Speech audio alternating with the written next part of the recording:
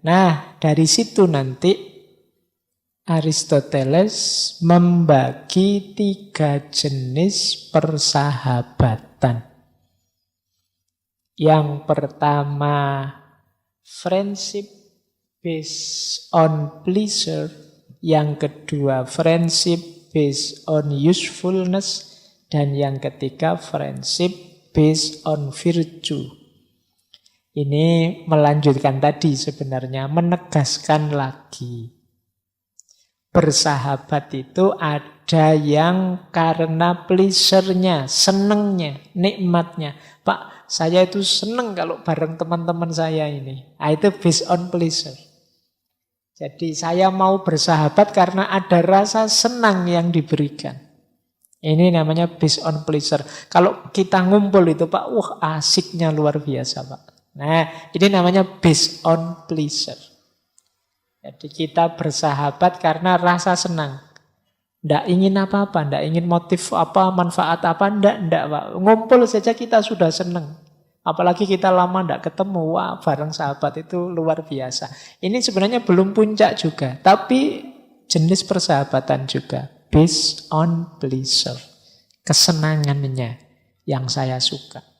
Pada saatnya kalau isinya tidak senang itu mungkin ya tidak terlalu menarik lagi persahabatan itu.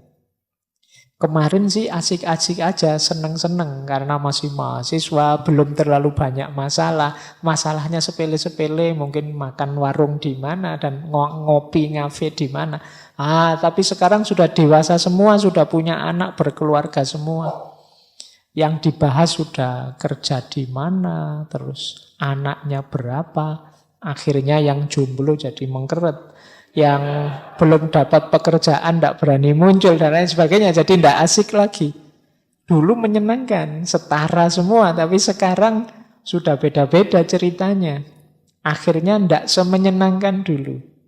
Itu kalau persahabatannya masih hanya based on pleasure, di titik tertentu bisa bubar. Karena situasi hidup itu dinamis, macam-macam. Tidak mungkin senang terus.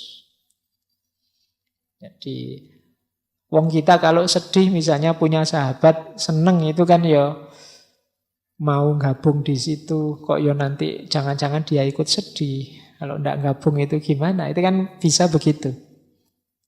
Tapi kalau sejak awal dasarnya tidak ini, pokoknya kita susah senang bersama ya.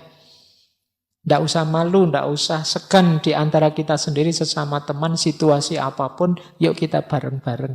Nah, ini tidak lagi based on pleasure kalau kayak gini. Tapi sebagian besar persahabatan itu based on pleasure. Ada lagi based on utilities.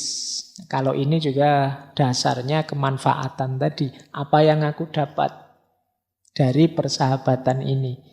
Yang ketiga, based on virtue. Nah, ini lebih murni. Dasarnya kebaikan. Selama untuk kebaikan, kita akan selalu bersama. Baik. Ada beberapa penjelasan dari Aristoteles untuk pleasure dan usefulness. Jadi yang pertama begini kata Aristoteles. Orang yang bersahabat dasarnya kesenangan atau kemanfaatan itu biasanya yang disukai bukan orangnya. Tetapi apa yang dia dapat, nuansanya dan lain sebagainya. Jadi kalian sebenarnya tidak menyahabati. Saya tidak tahu baku apa enggak istilah menyahabati itu ya. Kalian tidak friendly dengan orangnya tapi friendly dengan suasananya. Wah kalau kamu datang itu loh situasinya jadi meriah. Yang disukai situasinya. Jadi nanti kalau kamu datangnya sambil murung, aku tidak terlalu suka lagi. Jadi bukan orangnya. Nah, jadi kata Aristoteles, pertama harus kita perhatikan, kalau itu based on pleasure atau usefulness, bukan orangnya sebenarnya yang ditunggu. Tapi suasananya, nuansanya, dan juga manfaat yang bisa diambil dari situ. Akhirnya apa? Bisa berakhir kalau kesenangan atau kegunaannya berakhir. Ayo, hari ini aku mau bersahabat denganmu karena ketika bersahabat denganmu, suara partai kita meningkat banyak, misalnya. Loh, itu kan kegunaan. Nanti kalau kegunaannya hilang, ya bubar, kita nyari koalisi yang lain. Nah, ini persahabatan yang based on usefulness. Sering kita temui. Jadi bagaimana kok rasanya kemarin bersahabat dengan ini, sekarang kok ganti sahabat, besok ganti lagi. Mungkin mencari usefulnya saja, mencari yang manfaat yang dia butuhkan saja. Atau kesenangan. Nyari teman ini, kemarin akrab dengan teman ini. Begitu teman ini bokek, dia tidak bisa senang-senang lagi, ganti sahabat lagi. Nah, itu based on pleasure and usefulness. Nah, cuma kata Aristoteles, yang berdasarkan kesenangan ini lebih mudah naik level untuk jadi persahabatan perfect, persahabatan yang sejati tadi, dibandingkan yang usefulness. Kalau usefulness tadi kan nyari manfaat saat ini, itu lebih cepat bubarnya. Tapi kalau yang berdasarkan kesenangan, senang itu ada unsur rasanya. Itu biasanya lebih mudah kalau ingin naik kelas ke berdasarkan ketulusan. Jadi yang perfect tadi. Makanya di buku itu ada kalimat persahabatan berdasarkan kemanfaatan adalah untuk para penipu. Jadi orang yang tidak tulus, ada pamrihnya. Oke, kenapa yang kesenangan ini lebih mudah naik ke level persaudaraan atau persahabatan yang sejati? Karena sebenarnya orang yang bahagia, orang yang mandiri itu tidak butuh teman yang useful, tapi dia butuh teman yang pleasure. Jadi makanya kesenangan itu lebih dekat pada perfect. Ya memang belum sempurna, tapi dia bisa lebih dekat. Nah, kata Aristoteles, ternyata persahabatan berdasarkan kesenangan ini lebih banyak ditemukan di anak-anak muda. Jadi anak muda lebih mudah menjalin persahabatan sejati dibandingkan orang tua. Biasanya kalau sudah tua itu kan kepentingannya macam-macam sudah. Urusan karir lah, urusan jabatan lah, urusan partai lah, sahabat di kantor lah, urusan kerja dan lain sebagainya. Ini kebanyakan dasarnya usefulness. Meskipun ya tidak menutup kemungkinan ada pleasure bahkan yang sejati. Tapi cermatannya Aristoteles itu lebih banyak anak-anak muda yang based on pleasure ini. Berdasarkan seneng-seneng. Jadi kalian kan masih dekat-dekatnya, masih asik-asiknya bersahabat. Jangankan yang buruk-buruk, kadang-kadang yang jelek-jelek pun asik saja. Kemarin di Jogja itu belakangan kan rame urusan kelitih. Ini kan sahabat-sahabatan level SMP. Yang kemudian lepas kontrol. Jadi dia tidak mikir, pokoknya sesama teman ya harus saling peduli, saling itu. Jadi lebih bisa masuk ke level sejati. Nah, ini PR bagi yang muda-muda. Maka manfaatkan arena persahabatan itu seperti teorinya Aristoteles jadi arena kebaikan. Mumpung masih muda kalian melakukannya. Nah, ini kan sebagian besar muda-muda.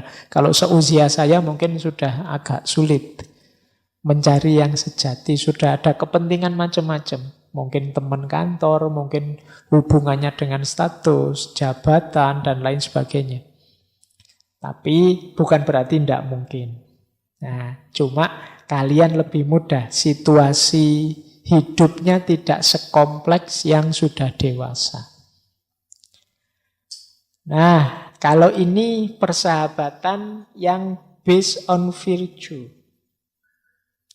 Persahabatan seperti ini lebih tahan lama. Karena dasarnya karakter orangnya. Bukan manfaat atau seneng-senengnya saja. Tapi memang orangnya memang baik. Kemudian biasanya tanpa pamrih. Akan perfect kalau yang bersahabat ini sama-sama berbudi luhur. Orang baik dengan orang baik. Klop wis perfect. Bestian. Nah itu kalau hari ini kan pakai istilah bestie ya. Ya, bestie bahasa Inggris ya, awas keliru. Karena bestie itu bisa bahasa Inggris, bisa bahasa Itali. Kalau bahasa Inggris artinya sahabat. Kalau bahasa Itali artinya binatang. Jadi kalian hati-hati loh kalau ada orang, wah kamu bestiku nih. Yo, kamu tanya dulu, bestie yang bahasa Inggris apa yang bahasa Itali? Iya, jangan-jangan kalau bahasa Itali terus, wah berarti kamu nganggap aku binatang ya, ngono. Oke, jadi bestian dengan dasar virtu ini akan lebih langgeng. Jangan lupa, kalau kita levelnya virtu yang tertinggi ini, pasti dapat pleasure, pasti dapat utilities. Tidak usah khawatir. Pak, berarti saya harus mengorbankan kesenangan, Pak. Berarti saya tidak dapat apa-apa dari persahabatan itu. Tidak. Pasti kalian dapat banyak hal, dapat manfaat banyak, sekaligus kesenangan. Jadi kalau kalian ada di titik tertinggi, yang bawah pasti dapat semua. Tapi kalau kalian ada di bawah, tidak jaminan yang atas dapat. Bisa jadi yang bawah pada akhirnya lenyap dan persahabatan bubar. Nah, prinsipnya friendship yang based on virtue itu, the excellent person will need people for him to benefit. Persahabatan orang-orang yang sempurna, orang yang perfect itu, dia membutuhkan orang lain untuk jadi ladang berbuat baik. Semuanya ngotot, masing-masing ngotot ingin berbuat baik untuk sahabatnya. Ini yang membuat persahabatan itu langgeng. Friendship based on virtue. Baik, yang kategori-kategori sudah. Sekarang masuk ke babak selanjutnya. Beberapa isu dalam persahabatan. Nah, ini ada kata Aristoteles, friendship within the family. Persahabatan dalam ikatan keluarga. Kata Aristoteles, di dalam keluarga itu juga ada persahabatan, tapi biasanya cenderung tidak setara. Beda dengan persahabatan di luar. Jadi di keluarga itu kan ada orang tua, ada anak, ada saudara. Saudara pun ada yang tua, ada yang muda, ada lain sebagainya. Ini kan biasanya tidak setara. Jadi saling menyayangi, cuma levelnya beda. Orang tua pada anak dengan anak pada orang tua. Saudara tua pada saudara muda, yang muda pada yang tua. Jadi punya kecenderungan tidak setara karena ada fungsi-fungsi pokok yang harus dimainkan di dalam rumah. Bahwa orang tua itu asyik kalau bersahabat dengan anaknya ya. Tapi ada fungsi sebagai orang tua yang beda dengan fungsi sebagai teman biasa. Itu yang membuat kalau dalam rumah itu persahabatan punya kecenderungan tidak setara. Yang lebih tua atau lebih tinggi posisinya biasanya pemberiannya lebih banyak dibandingkan yang posisinya lebih rendah. Orang tua dengan anak, kata Aristoteles, ya, pemberian orang tua lebih banyak pada anaknya. Sehingga anak kemudian dituntut hormat pada orang tuanya. Mungkin saudara tua dengan saudara muda kan juga begitu. Yang tua biasanya perannya agak besar pada yang muda. Misalnya waktu sekolah itu, yang tua kan sudah sekolah duluan, akhirnya ngajari adiknya. Perannya lebih besar. Mungkin nanti yang tua menikah duluan. Nah, nanti nuntun yang muda dan lain sebagainya. Jadi relasi family, relasi dalam rumah itu relasi yang punya kecenderungan tidak setara. Tapi bukan berarti tidak bisa bersahabat. Yang menonjol dalam relasi family, kekerabatan, kekeluargaan itu adalah peran masing-masing yang berbeda-beda. Ada tanggung jawab yang beda-beda. Itulah yang nanti membedakan relasi dalam family. Jadi yang tua memberi lebih banyak, yang muda dituntut untuk lebih menyayangi. Oke, bahkan nanti ada tesis dari Aristoteles, ibu sayangnya lebih banyak dibandingkan ayah. Tapi ayah pemberiannya lebih banyak dibandingkan ibu. Ya karena bayangannya Aristoteles kan yang kerja itu bapak. Kalau hari ini mungkin beda ya, tesis ini mungkin berubah. Ya Aristoteles anak zamannya sendiri, dia melihat zaman itu ya yang kerja yang laki-laki, yang perempuan di rumah. Dia tidak melihat Jawa hari ini misalnya kadang-kadang yang laki-laki di rumah ngomong anak, yang perempuan kerja. Nah, itu kan situasinya berubah. Beda dulu, beda sekarang. Ya, itu yang saya sebut kritis tadi ya. Pikiran-pikiran para filosof pun ya jangan ditelan begitu saja. Mungkin ada yang pas, mungkin ada juga yang tidak pas. Tidak pas bukan berarti salah, tapi situasinya berubah. Yang itu mungkin zaman Aristoteles tidak ada. Nah, jadi yang pertama ini, jadi ada isu friendship within the family. Persahabatan antar keluarga. Yang kedua, civic friendship. Ini berarti persahabatan antar sipil. Kayak kita ini kan sebenarnya civic friendship. Kata Aristoteles, bersahabat itu ya bisa dengan orang yang kita kenal, bisa juga dengan orang yang tidak kita kenal.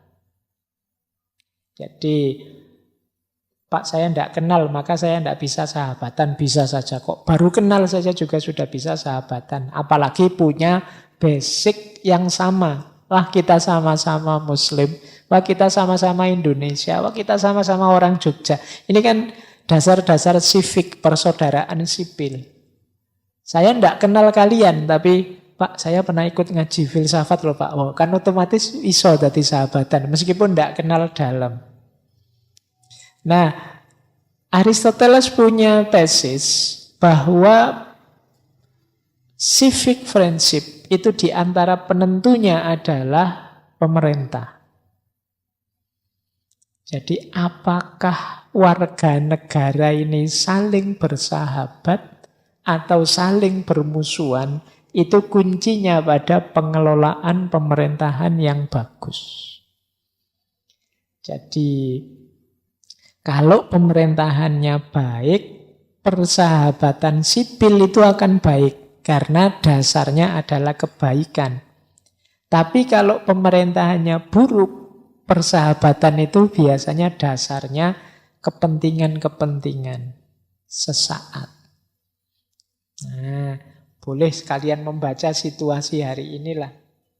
Seperti apa sih kalau pakai teorinya Aristoteles ini? Benar atau tidak? Nah ini panjang kalau diuraikan ya. Cuma saya menarik masuk ke sini. Tentang civic friendship ini. Kata Aristoteles, when people are friends, they have no need of justice. But when they are just, they need friendship in addition. Ketika masyarakat itu saling bersahabat, mereka tidak butuh keadilan. Tetapi ketika mereka adil, mereka butuh persahabatan. Oh ini gayane filosofi nek ngomong bulut ngene iki. Mikirnya harus agak dalam. Maksudnya begini, sesama sahabat itu kan kita tidak perlu perhitungan.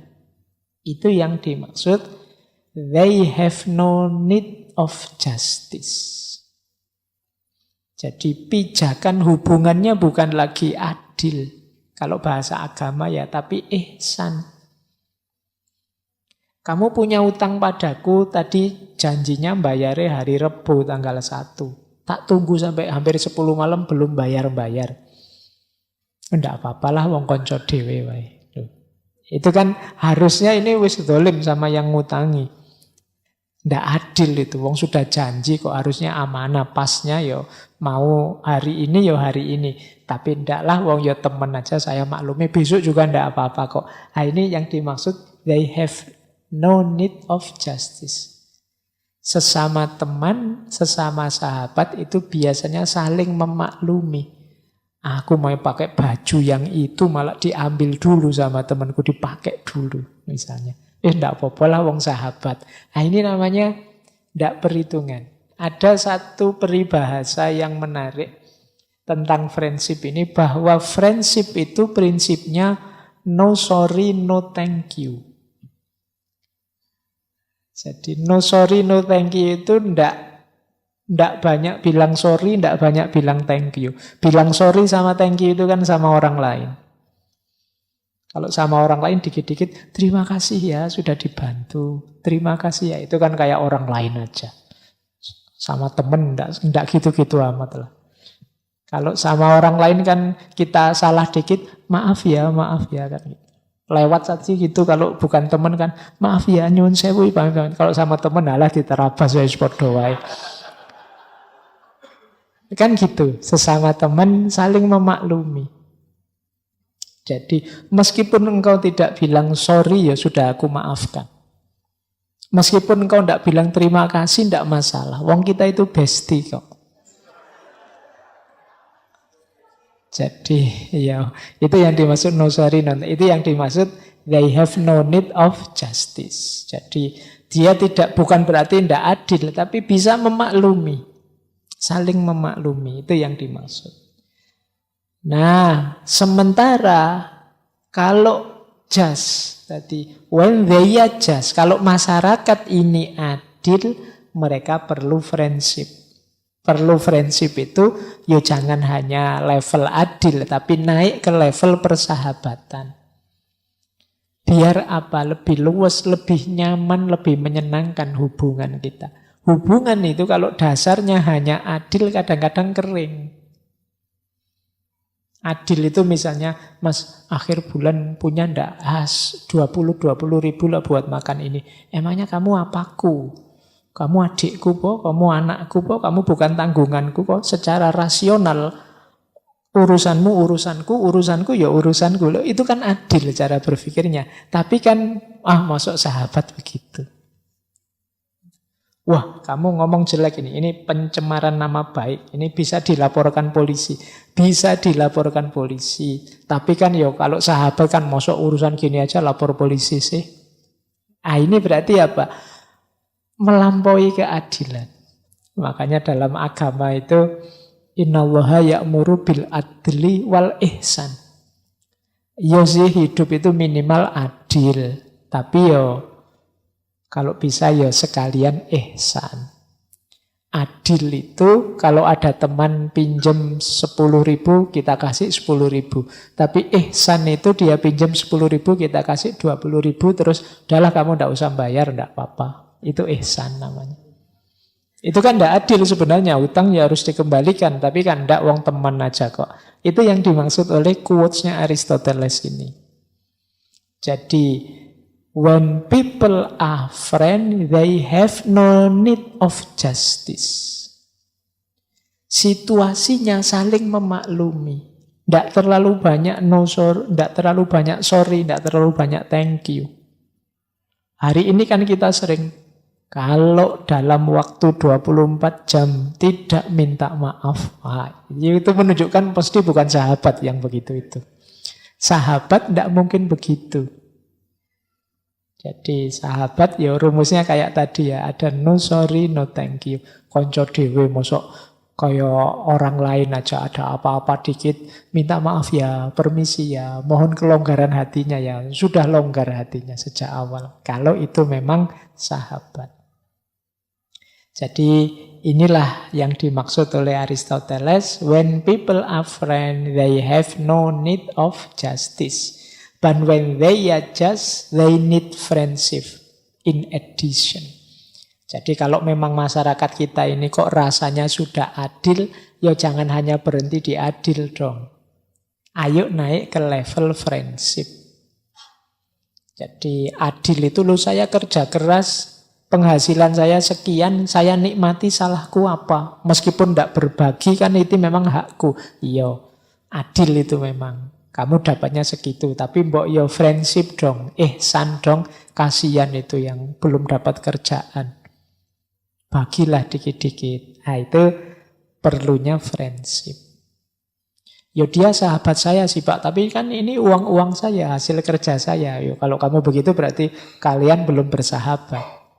Untuk sahabat rumusnya beda. Nah, ini quotes dari Aristoteles. Ini hubungannya dengan tadi ya, civic friendship. Persahabatan di antara warga, di antara rakyat.